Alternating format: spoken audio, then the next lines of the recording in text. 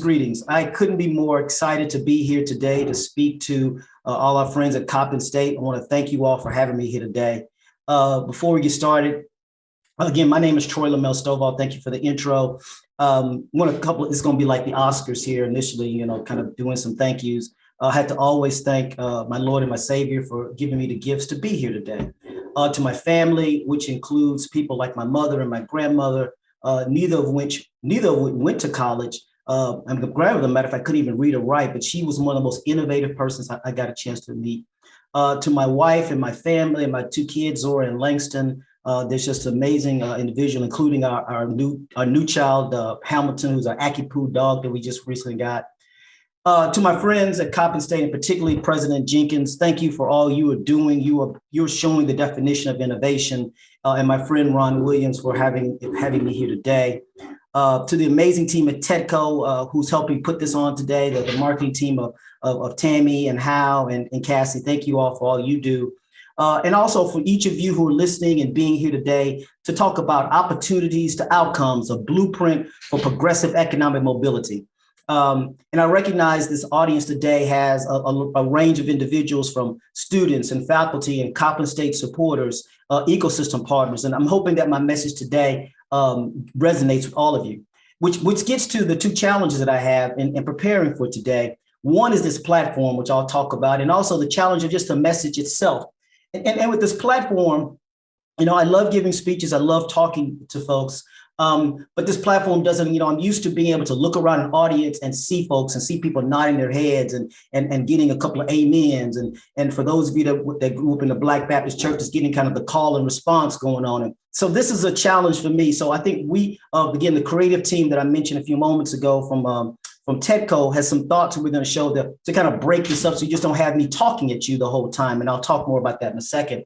On the message, again, this larger theme is opportunity to outcomes, a blueprint for progressive economic mobility. Now, my message was supposed to be around innovation matters, the role of HBCUs in the entrepreneurial future. And I was trying to think about how to tie those together. And I said, well, maybe I can talk about my own, I'm a big comic book fan. And so maybe I can talk about my own origin story and that pathway of opportunity outcomes and talk about how a young Black man growing up in Houston, Texas, and in the hood of Houston, Texas, in an area called Sunnyside South Park, grows up and becomes the first Black student body president of his high school, a predominantly white Catholic high school, and then goes on to places like at Southern Methodist University and Stanford and Harvard Business School, and works at places like AT&T Bell Labs and McKinsey, and starts his own firm and starts several family investment offices, and has worked at four different HBCUs and advised a number of other HBCUs, and actually advised a number of very large organizations across this country, and has been able to be a leader across the planet on a number of different stages, and been able to ring the bell at the New York Stock Exchange. But I said, they don't want to hear about all that. What's that got to do with opportunity outcomes? And then I thought about maybe we should talk about TEDCO. What we do at TEDCO and how we help entrepreneurs with their time and talent and treasure. And we do that by trying to find a different way to scale what we do here in Maryland, and to be able to stitch the things together that we do in Maryland, and to storytell that so we can get more resources, so we can keep more of these companies in Maryland that would be started by many of you out there. I said, they don't want to hear. They don't want to hear about that. And then I said, well, maybe they want to hear about opportunities and outcomes as it relates to themselves and how they can do on that journey. And that doesn't mean anything. So what I thought I'd do, and back to this platform, is talk a little bit about opportunities to outcomes and a blueprint. And for those of you, what I think the key word is that blueprint. And so this blueprint then is a design. It's a design of how you're going to move to this progressive economic mobility, how you're going to do that, and how do you move that in. And as I think about the words opportunity to outcome, that's a journey. And that journey is then defined by that blueprint. And as I think about opportunity to outcome, what I see in that transition is the word hope. And I'm an engineer, computer scientist by training. Yes, and I went and got my MBA, but I love the idea of etymology. I love the idea of the history of words. And if you look at the history of the word hope, it's got an Indo-European and a Hebrew Greek. But when you put those historical meanings together, most people think of hope. They think of, it's something that might happen. It's something that might occur. But if you're moving from opportunity to outcome, hope is in the middle of that, because hope, if you really understand the history of the word hope, it's a confident expectation that a desirable change is likely to happen. That's the whole point, because opportunity is building something that's putting the blueprint together. And then you have this confident expectation that the outcome is going to occur. And then by following this blueprint, you can participate in this economic mobility. And by the way, on that last part of this, many people talk about this notion of the wealth gap. And I actually don't talk about the wealth gap, because I think the challenge with talking about the wealth gap is the reality of it is, I don't know if we will ever close it. And we don't close it because in order for us, Black folks and people of color, in order to gain wealth, we have to actually get wealth from another community, like white community. And in getting that wealth, we have to pay that wealth back. And so the gap can never get closed. And so I think a better way for us to think about this is to think about wealth inclusion and wealth expansion. That's how we have a progressive economic, and that's part of this blueprint. We have to actually start changing our language as we move from opportunity to outcome. Part of that journey, part of that confident expectation has to also be how we talk about this situation. And the situation includes both what we do and how we talk about what we do and what we're trying to get to. And getting to it involves us saying, we're going to be talking more about wealth expansion. In other words, how do we get more individuals involved in this wealth gain? And how do we include more that have not been included? And then we have to do both. And we have to do both as we move from opportunity to outcome and build this blueprint for progressive economic mobility. And so how do we go about doing that? I think we go about doing that by, and this is the second part of the message. And then this, I think the creative is, so I've been able in my time here at TEDCO, through this platform, to have what we call TEDCO Talks. And if you go to our TEDCOMD.com website and go to actually do TEDCO Insights, you'll see a number of our productions that we have. Again, the team has put up there. It's not just TEDCO Talks, but a lot of other information that we have about TEDCO, the insights. And so through TEDCO Talks, we've done well over, probably closing in on 40 of these already. And I've been blessed to talk to a number of key leaders across the state of Maryland. And I've been able to talk to, of the 4 HBCUs, 3 of their presidents. I talked to your president, Coppin State, President Jenkins, Morgan State's president, David Wilson, and then Bowie State president, Amita Bro. And we will get Dr. Anderson from UMS on.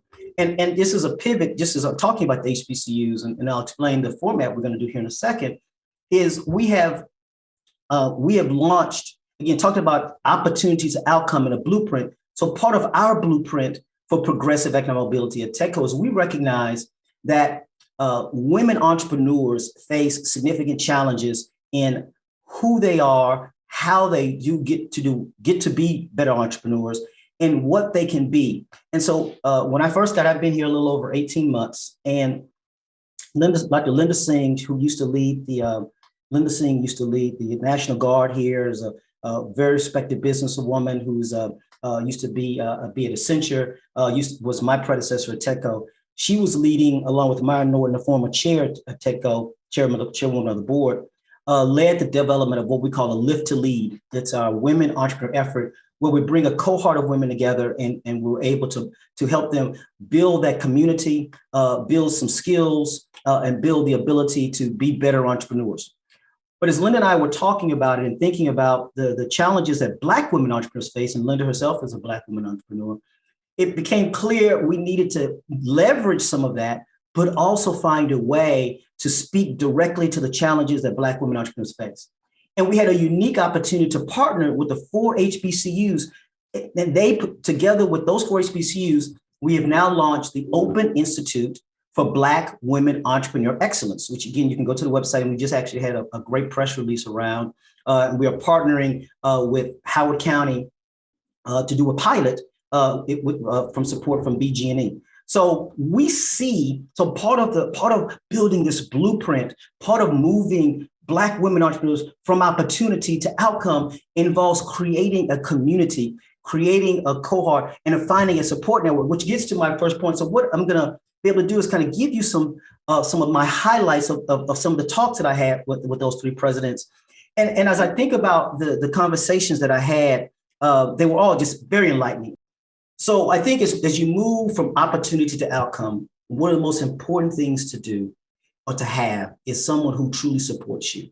And yes, as part of that blueprint, as part of that journey, you need people like a TEDCO and others who will provide funding to you. And just a little sidebar on TEDCO, we don't just write checks. We actually provide other support to you as well. So whether you need talent, you need an incubator, you need 3D printing, you need a lawyer, you need just counsel, we provide all those things. We fully connect you into the ecosystem.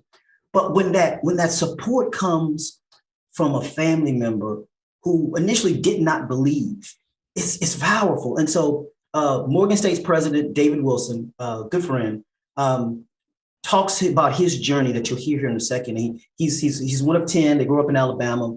And the year before he's about to go to school, dad told him they couldn't afford it.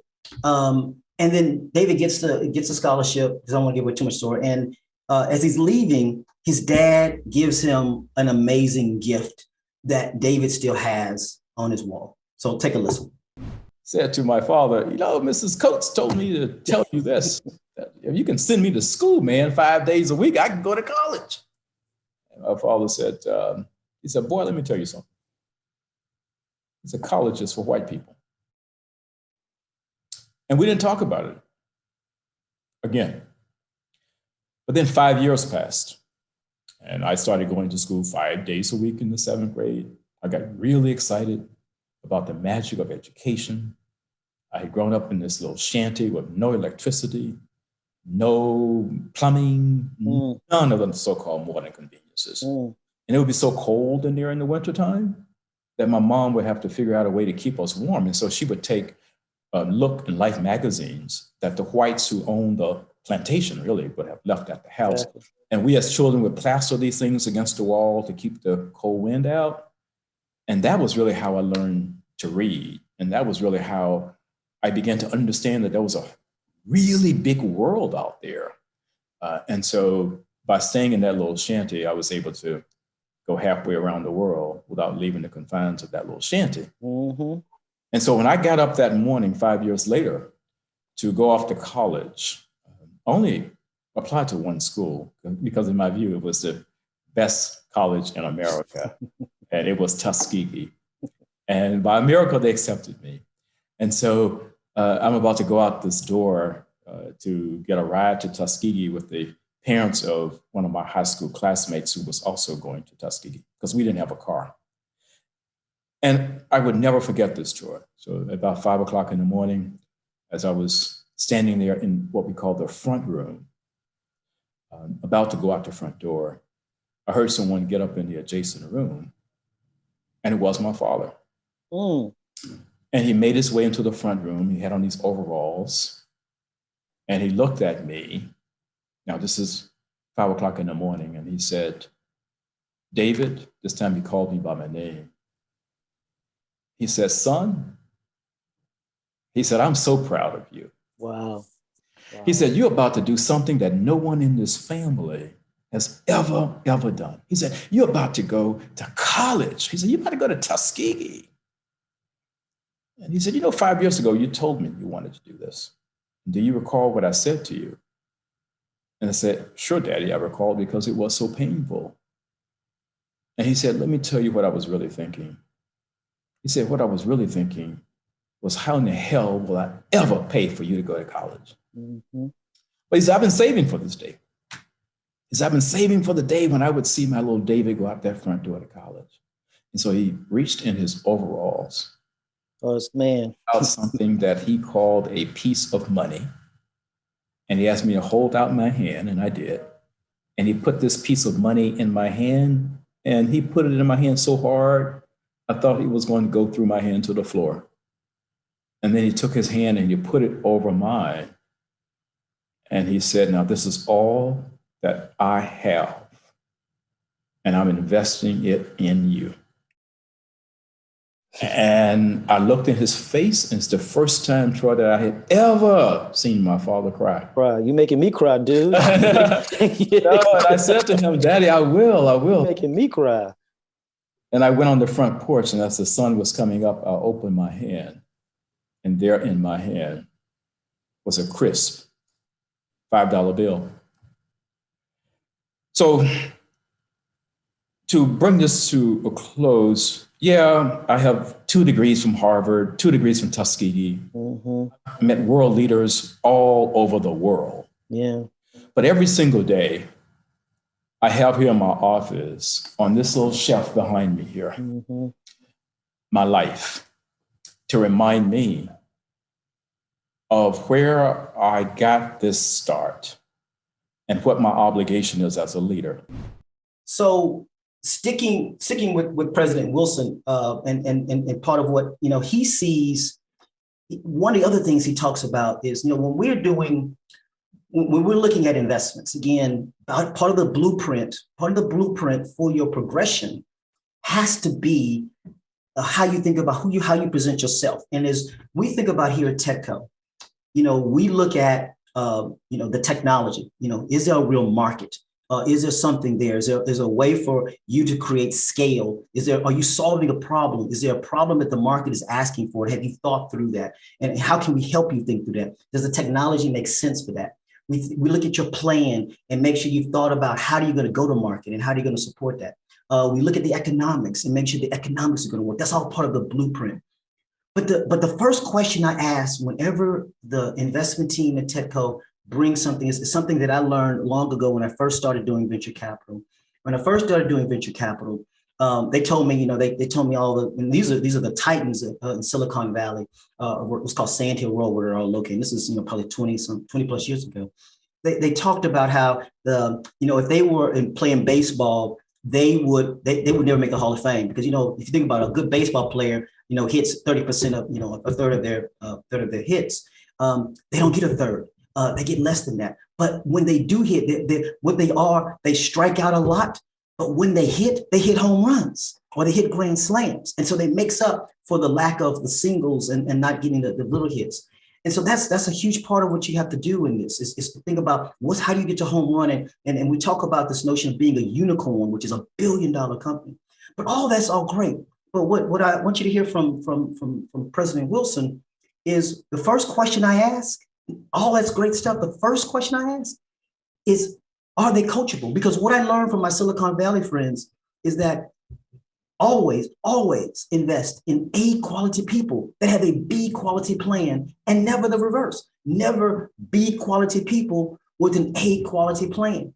Because every deal where we have been successful, I have been successful in the investment that I've done has been when we've invested in that person and they get that they've got the start, but they don't have the conclusion. And if you want someone else's money, you've got to do that. And the whole point of this, and President Wilson will talk about this, is humility. He talks about humility. And a line he says that I love is don't wear arrogance well. Arrogance doesn't wear well. And I would actually tell you for us people of color, there's a really, really fine line between confidence and arrogance. And you have to be confident. You have to have a sense of confidence about who and what you are, and what you're trying to accomplish, and that you have this idea. But you also can't be arrogant enough to believe that it's 100% of the answer. And so take a listen here to how President Wilson talks about humility. How you grew up and your story of how you grew up, you're emulating that and trying to showcase that, and you feel this need to pay it forward. That $5 your dad gave you, you're trying to reinvest that into somebody else. Well, that's true. And actually another thing that I've kind of kept with me, and trust me, as I said, I've gone around the world. I've had some quality time with, you name a world leader, living or deceased, I perhaps have had an opportunity to meet. But it's humility. I don't really wear arrogance well, not at all. And I don't really enjoy being in the company of people who present that as who they are. And so what I try and present here at Morgan to our students is that you can climb the highest ladder to the highest place, but never, ever, ever forget the first wrong. And so, if you hadn't figured it out yet, part of the theme here for me was, HBCUs in an innovative future, right? But remember, that's a sub theme of the bigger theme of this blueprint. And so as we spoke to Dr. Bro from Bowie State, and I live just down the street, I joke that Bowie State is my hometown university. They are very much investing in entrepreneurship. They have built, and I happen to be blessed to be able to be at the ribbon cutting for this beautiful new building called the Entrepreneurial Living Learning Center.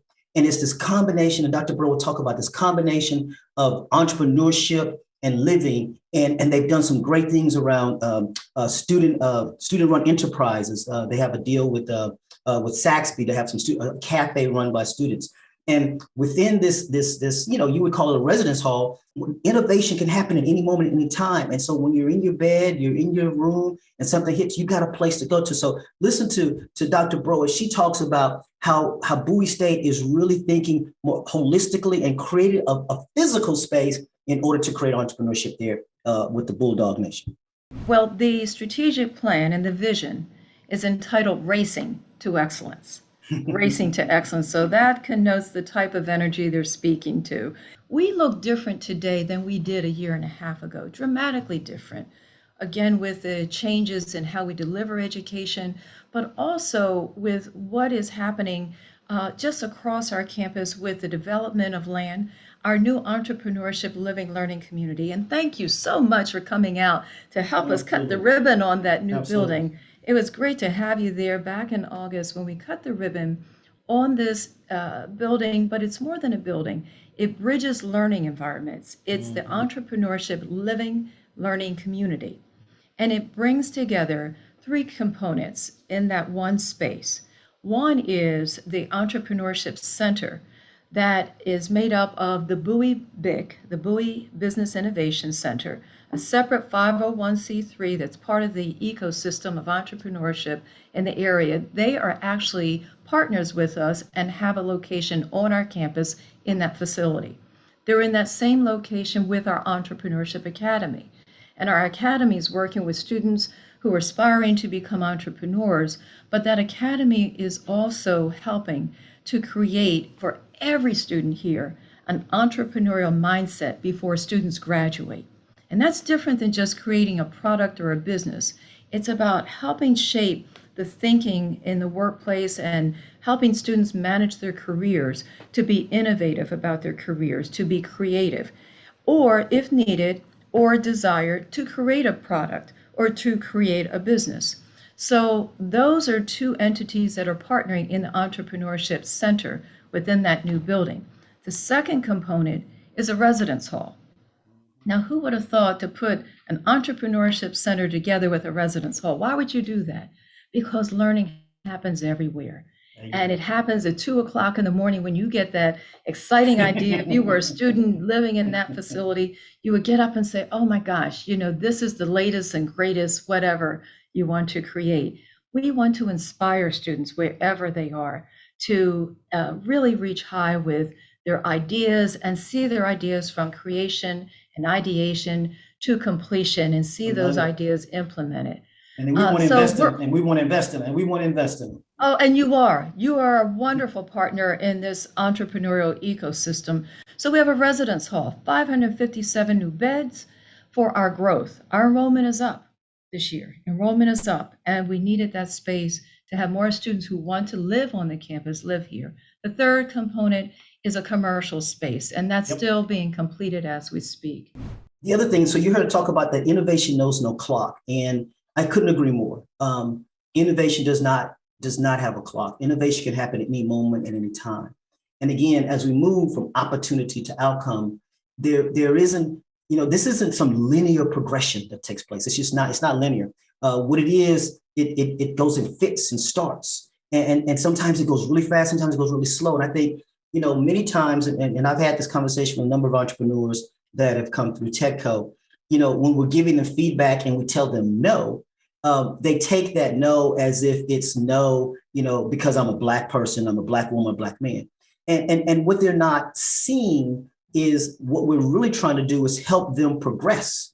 because the whole point of TEDCO putting money in is to get it. So when we put $1 in, our longer term goal is that somebody else is going to put $1,000 in, or $1 million in, or $1 billion in. That's frankly how we make our money. And so the other thing that's happening in higher ed, again, I've been blessed to be able to work at 4 HBCUs. I've advised, I said, another 20 of them. I've advised another 15 or so fairly major institutions, predominantly white institutions here in the country. So I've got a pretty good read. And, there's a whole challenge happening in higher ed around the progression of this traditional model. Again, how that opportunity, because you come to a university looking for opportunity to eventually get a job. The outcome is a job. And so the challenge, though, is that many times the traditional getting a degree isn't the end game for everybody. It's just not. And so, President Jenkins there at Coppin talks about that here. He talks about it, and Dr. Bro does too. I think we probably have a little bit of both. Both of them talk about this notion that we got to change, and we got to be more where the students are and not force them into a model. And so I bring that up in why does it relate to entrepreneurship? Because that's the same thing needs to happen with you. Just like these universities need to become more innovative and more nimble, you with your career progression as you move from opportunity to outcome, you also have to think about this difference. So you're going to hear one of them talk about badging and reskilling, and you're going to hear President Jenkins talk about this notion of how does he change the value proposition for his students. And today we offer over 20 programs, 23 to be exact, undergraduate programs. We offer 2 doctoral programs, 19 master's programs, and a growing number of certificate programs. Today we have 14 certificate programs, but that number is growing because the workplaces are changing, evolving, transforming. And we're no longer just looking at 4-year degrees, but industry and business leaders are looking for us to help with the retooling, reskilling of the workforce. And that comes with badges and certificates, and those individuals who just need to come back in, get certified for a certain area, and get back out into the workplace. And with regard to the entrepreneurial initiatives, you're absolutely right with how I approach learning here at Bowie State University in our academic programs. Again, I believe every day affords experiences for our students to avail themselves of. What I've been able to glean throughout my career is really the understanding of how to position an institution, make it more student focused, more student centered, and how to build partnerships and relationships and increase the overall value proposition of those institutions. Again, never leaving or losing focus of being student-centered. That is why we're here. You said student-centered. I mean, that's a word. Those are words that have been used a lot, particularly in this last year with COVID. Tell me what that means for you, because I've had this question, because I've had some of your other colleagues from other HBCU and other universities in the system. Sure. So tell me what that means for you and for Coppin. So great question, Troy. Let me tell you what it does not mean. It does not mean that the institution operates for the faculty, the staff, or the president, okay? Because those individuals are important, but they are not the core nucleus of what makes the institution what it is and what it is going to become. Everything we do, policies, procedures, customer service, focuses on the student. Quality education, wraparound services, focus on the student. Everything we do, as I challenge my team, I always hit the pause button and I say, wait a minute, how is that going to impact our students? Are we offering enough academic courses so that on their candidate plan of study, they can reduce the time to earning their degree and getting out of here? It's not about if faculty don't want to work over the summer, if faculty don't want to work Saturday and, Friday nights and all of these things. It's creating that environment where the student drives what we do, how we think, our core values, and who we are, because they are the greatest marketing tool we have. They are our product. And so when they hit the workforce and people say, wow, look how intelligent this person is. Look how innovative they are. Their critical thinking skills, their self-efficacy. If that's the type of student that Coppin is educating, then I want to know more about Coppin, and I want more of those students. So that's really the crux of what I mean when I say being student-centered. I know many institutions use that as a buzzword, and I'm telling you, Troy, I've been at institutions where they use that like they do diversity, and it is just simply in the marketing materials. Yeah, we're going to come back and deal with diversity in a minute, but I couldn't agree more. Sounds good. Sounds good. But that is what it means to me, is really asking your students and knowing, what does success look like for them? Because not every student is coming to earn a degree. Some are coming for certificates. Some are coming for continuing education, lifelong learning. So being in tune with what your students need, to me, is a part of being student-centered. And so the other thing, what I love about President Jenkins and the way he thinks about this is that many schools have entrepreneurship as a degree program in, say, the engineering or in the business school. And what they're doing at Coppin, and actually they're doing also at Bowie and in Morgan as well, is they see entrepreneurship as part of the journey, as part of the blueprint for any student. Because you can be, as President Jenkins talked about, you could be any other degree program and eventually want to go into business. You want to be an entrepreneur. You want to start something for yourself. And so he talks about here this notion of how do we create critical thinking for our students, and how do we give them those blueprints so they can progress and move to an outcome that has an entrepreneurial future to it. Well, listen, thank you. And first and foremost, our partnership with you and TEDCO, to me, is very important. Because you all are at the forefront of change, diversity, inclusion, equality, technology, all those things. And those are important factors to Coppin State. So in our new College of Business that we have broken ground on, one of the cornerstones to that will be our Center for Strategic Entrepreneurship, where in that actual facility, we are going to have makerspace. We are going to have the opportunity for individuals to tap our faculty experts and our students for experiential learning opportunities to help small businesses grow and help startups put together their business plans so that they can start off on the right foot and be more successful. We are also going to be looking at how do we use our resources around some of our other academic areas as well, but we're going to be expanding our entrepreneurship university curriculum beyond our College of Business. And so we will have that across campus, regardless of a student's major. They will be taking a minimum number of hours of entrepreneurship courses.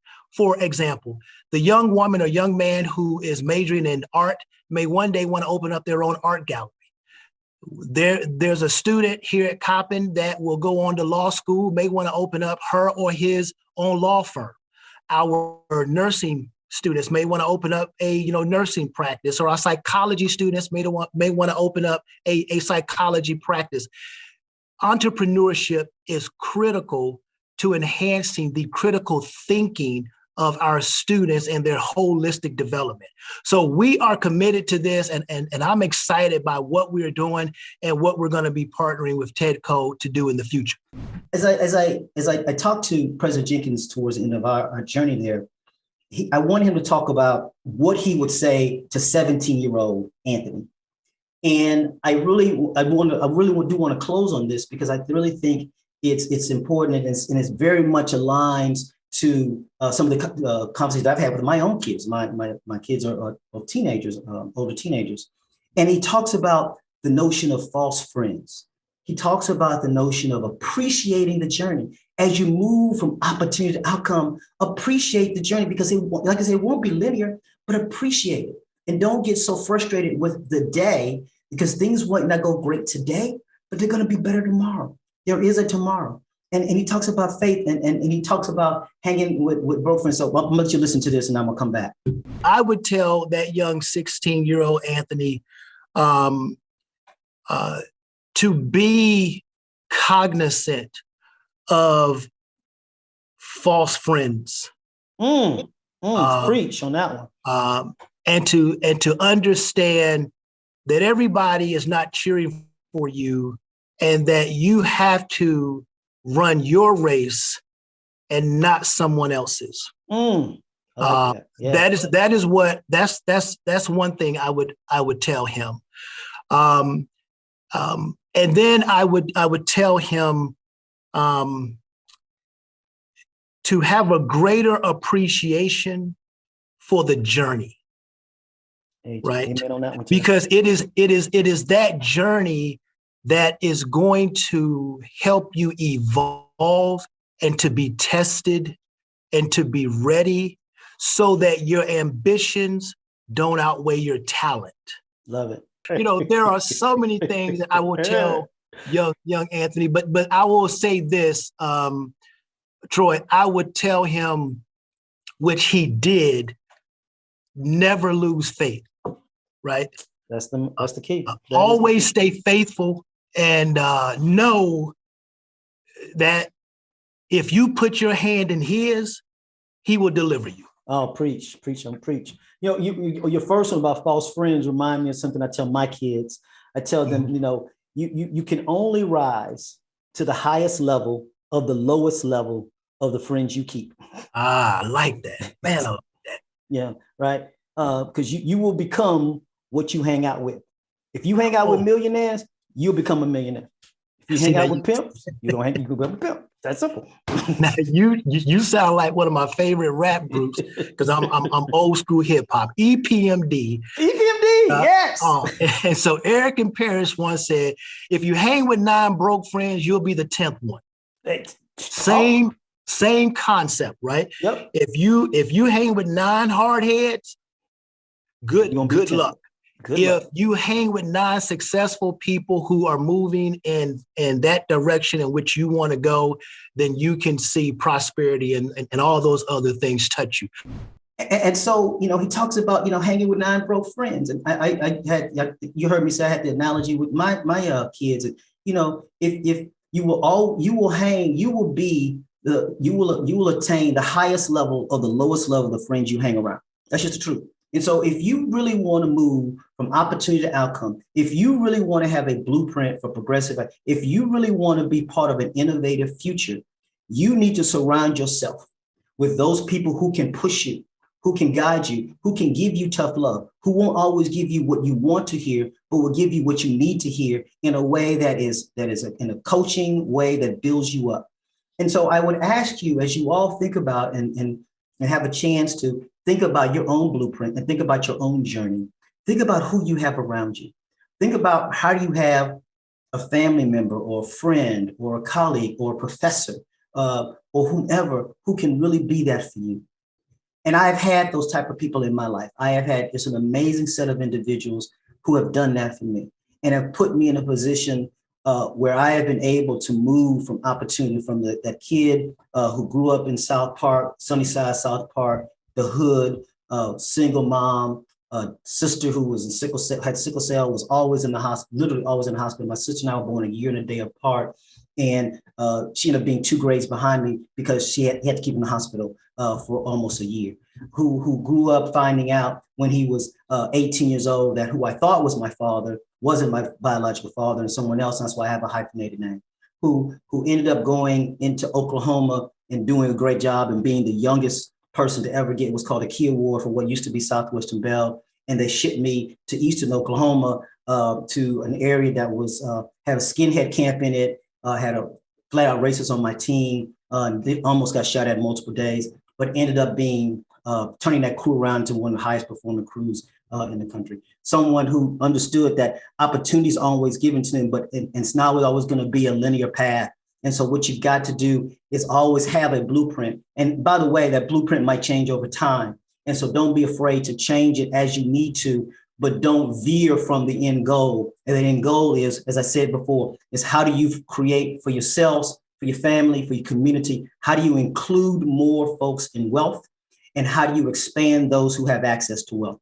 So I always want to thank you for your time and your attention today. Sorry for this. I really do wish we could be there. I look forward to the time we can be together and hug each other and spend time together. But I would ask you all to think through who you're going to have on your journey as you move. And remember, hope isn't some wishful thinking. Hope is a confident expectation that something is going to happen and that you're going to move from opportunity to outcome. Thank you and God bless.